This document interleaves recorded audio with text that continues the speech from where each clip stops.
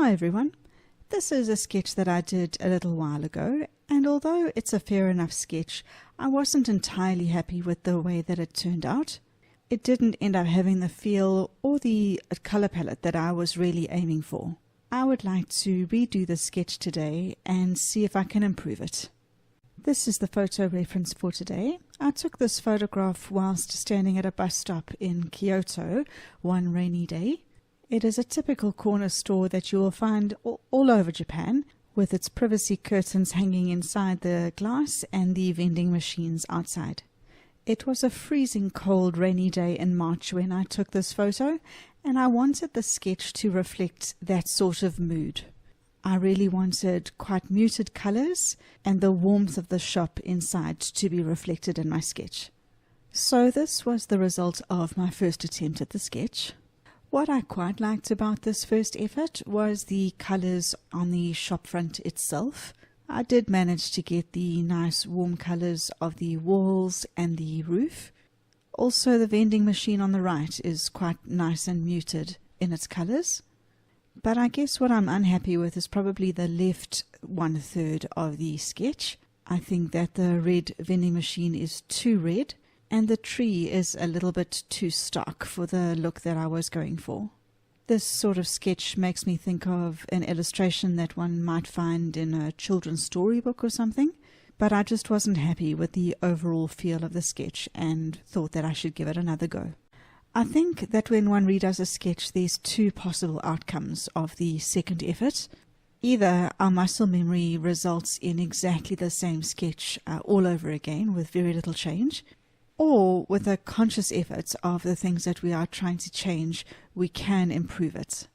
In an effort to not make the same mistakes again, I'm going to edit the photograph that I'm working from in the first place. This is the photograph that I used the first time. The first thing that I'm going to do is crop the photograph to exclude the tree. I'm not going to do the tree or the red post box on the left-hand side this time. Not that it really mattered in the first attempt, but I have aligned the horizontal as well so that the curb is horizontal to the bottom of the photograph. And then in an effort to try and warm up the color palette that I'm using, I have desaturated the photograph as well to pull back on the reds and the greens. Supplies for today: I've got a pencil and eraser, a white gel pen for accents, size 8 and 12 silver black velvet round brushes, micron pens size 2, 5 and 8, tissue paper, spray bottle and water. Today I will be using Baohong Artist's watercolor paper. This is a 100% cotton cold pressed paper in size 310 by 230 millimeter. And I will be using my large studio palette of Daniel Smith watercolors. In my first attempt, I put the pencil down first and then did my ink layer before starting with the watercolor. I'm wondering if that is a contributing factor towards the sketch ending up looking a little bit too much like an illustration. So I'm going to change things around this time. I'm starting with the pencil work already laid down. I'm going to do a little bit of the watercolor first before I put the ink down and see if that makes a difference. I also don't want the lines to be such a contributing factor as they were the last time, so I'm going to erase a lot of the pencil lines before I go in with the watercolor.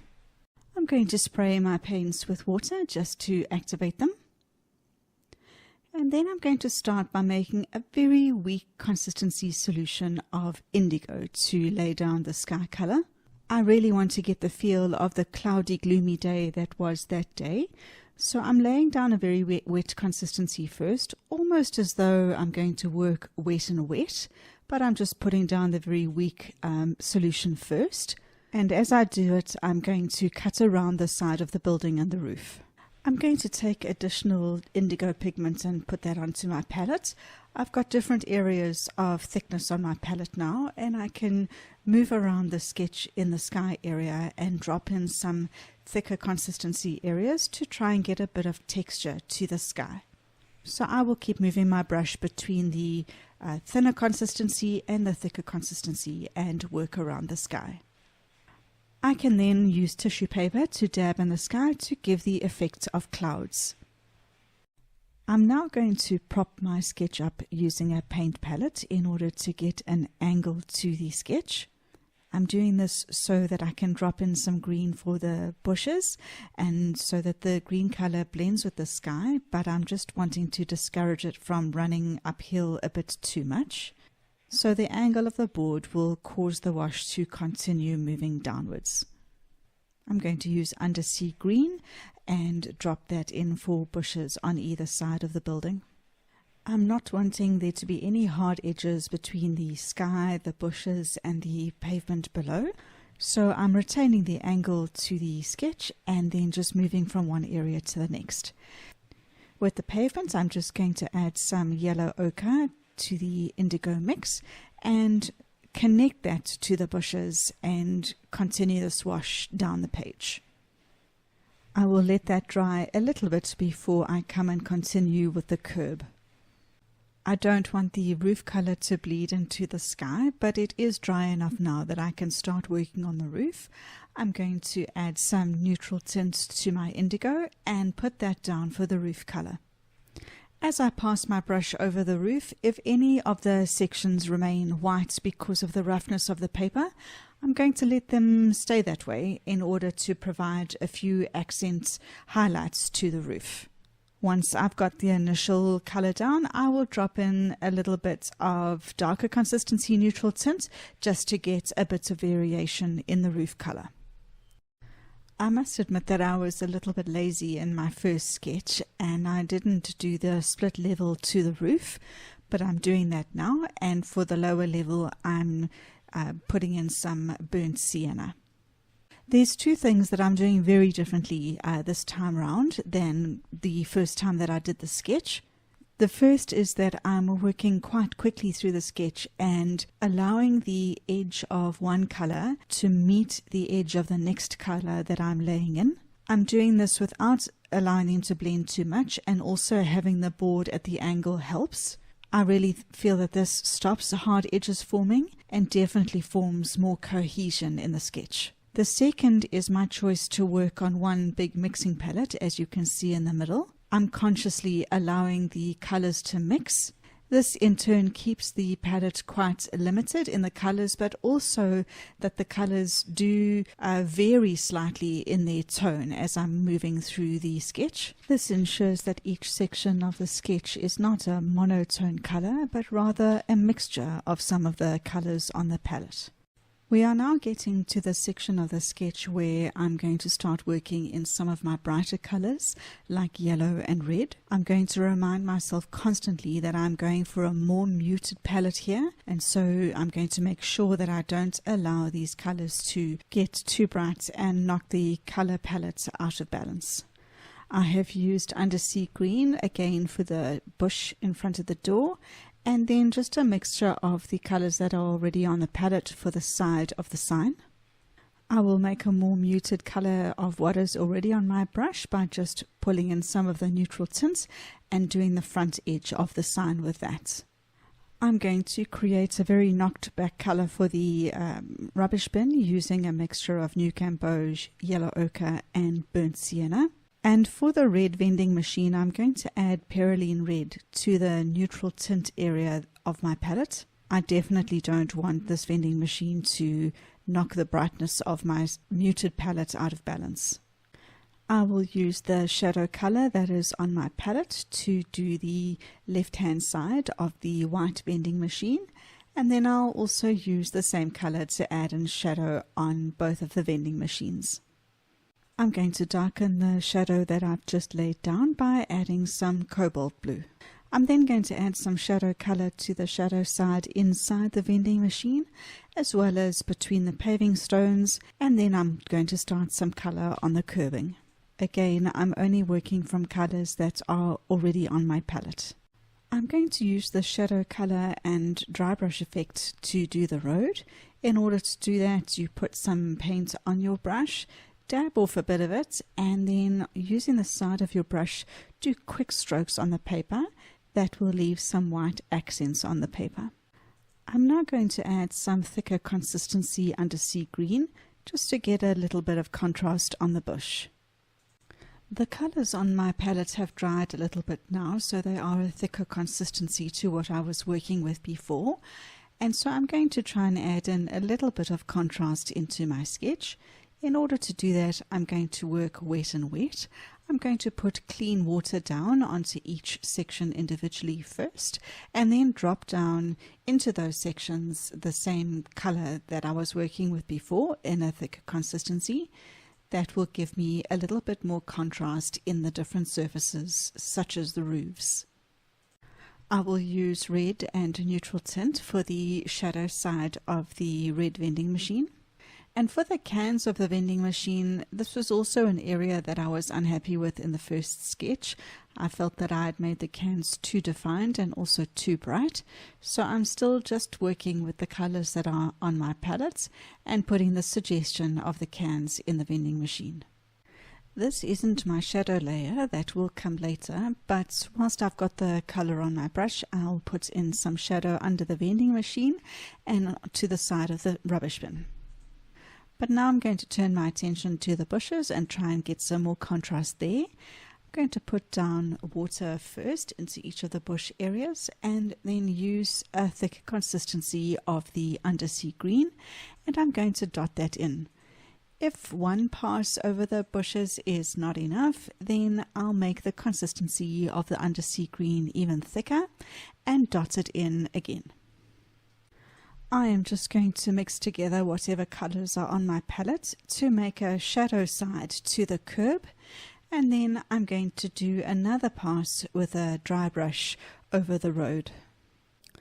Now that the watercolor is dry, I'm going to start the ink work, and to do that I'm going to use a Pigma Micron liner pen in size 0.2. I'm making sure that the pen that I use is one that contains waterproof ink, so that when I come and I do an additional layer of watercolor on top, that the ink doesn't run. I'm going to try and be as loose with the pen work as I possibly can be. I have ensured that the pencil lines underneath are extremely light so that I'm not relying on them very much when I'm laying down my ink work now. I'm going to try and get a little bit of inconsistency in my lines, not to have them too continuous and too straight. And if there is a little bit of a wobble to the lines that I'm putting down, I'd actually prefer that to dead straight lines. That will give the sketch a bit more character and make it not so rigid. I don't want the lines to be the focal point of my sketch at all, and as such I'm keeping the lines extremely light and not bringing them to the foreground. When it comes to things like the roof tiles, I'm not drawing in every single one, but rather just giving a suggestion of the tiles that are there.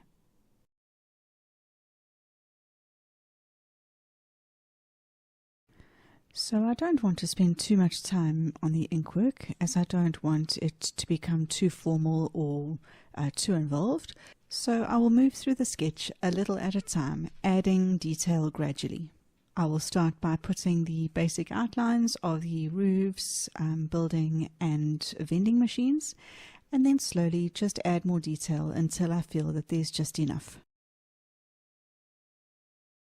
Now that my basic pen outliner is down, I'm going to use a thicker sized 0.8 micron pen to put in a little bit of shadow detail using the pen. I don't want to overdo the pen by any means, but I am going to use this thicker pen to lay down some lines on the sides that I think are the shadow casting side.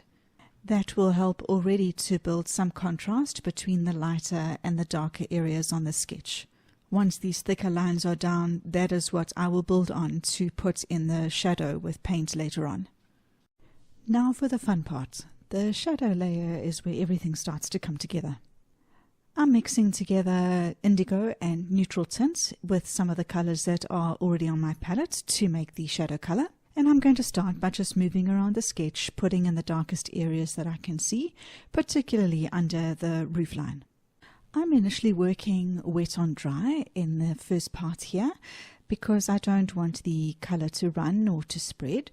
So the shadow color is going down and staying down exactly where I put it. But as I get to this reddish brown roof area, I'm going to work wet and wet. I'm going to put some water down first and then the shadow color so that the shadow blends outwards from dark to light. You can see that as I drop the shadow color into the wet area, that the color immediately starts blending outwards. If I want it to blend out even more, I can assist it with a damp brush and then spread the shadow color as far as I would like to. When we use this method, the shadow color does lighten quite a lot because it is spreading outwards. So I will keep going back with a more concentrated paint on my brush into the darker areas until I'm happy with the darkest area, that the shadow is as dark as I'd like it to go. I will work wet and wet in the area under the second roof also. And then I will just move around the sketch and include additional shadows where I feel that they are necessary. I'm going to try and add quite a lot of contrast to the side of the vending machine as well as to the side of the yellow rubbish bin. That will start to give it far more of a three-dimensional look. And I will add some additional contrast shadows under the vending machine as well. For the shadow in the doorway, I'm going to work wet and wet again, and put some water down and then put the shadow color in from the door and blend it outwards. I'll add a shadow on the side of the sign as well as on the left of the white vending machine. I really enjoy this layer because as soon as we start putting these shadows in, the whole sketch starts getting a three-dimensional look and the objects start popping out towards us. Now I'm going to work on the leaflets and signs that are on the shop window, as well as the contents of the shop and the display cabinet. Learning from my mistakes of my first attempt, I'm going to make sure that I don't work so literally this time as I did before. I don't want to show exactly what is in each window, but merely have a suggestion of what it is that's there. So for that reason, I didn't use my pen to outline any of the objects here, and I'm just going to use my brush to make a suggestion of what is in the window and the cabinet. For the shadow area inside the shop, I'm going to work wet and wet once again, and as soon as I put the shadow down, you can see that this pushes the area inside the shop backwards and away from us, and really does make the hanging curtains in front come forward. Now I'm going to continue moving around the sketch and look for some of the smaller shadow areas that I haven't got to yet. This is such an important part of the sketch, and it is the part that brings it all together, and that is to find the biggest areas of contrast on your sketch that you can. At this stage, I want to leave the light areas of the sketch completely alone and look for the darkest areas and see if I can push them even darker. The more contrast I can get in the sketch, that meaning the broadest difference between the lightest lights and the darkest darks, the more three-dimensional the sketch will become. And the areas that give this the best effect are where you can get a very light section of the sketch directly next to a really dark section. For example, on the edges of the vending machines where the light corner meets the dark corner. When you get such a vast difference in contrast, you really start getting three-dimensionality. I allow the sketch to dry completely before coming in for some finishing touches. I'm going to start off with a white gel pen just to put the Coke logo on the vending machine. And then I'll use the 0.5 micron pen to do the black lettering on the signboard. Then I'm going to just add some shadow to the underside of the gutters and then just to the inside of the door pillar. So here's a final comparison. This is the first sketch that I did. If you recall, I felt that it was too bright and I didn't like the tree and the red postbox on the left-hand side. And here's my second attempt. I'm much happier with the overall composition, and I particularly like the more muted palette, and I much prefer the roof area compared to the first attempt. But let me know in the comments what you think. Until next time, bye for now.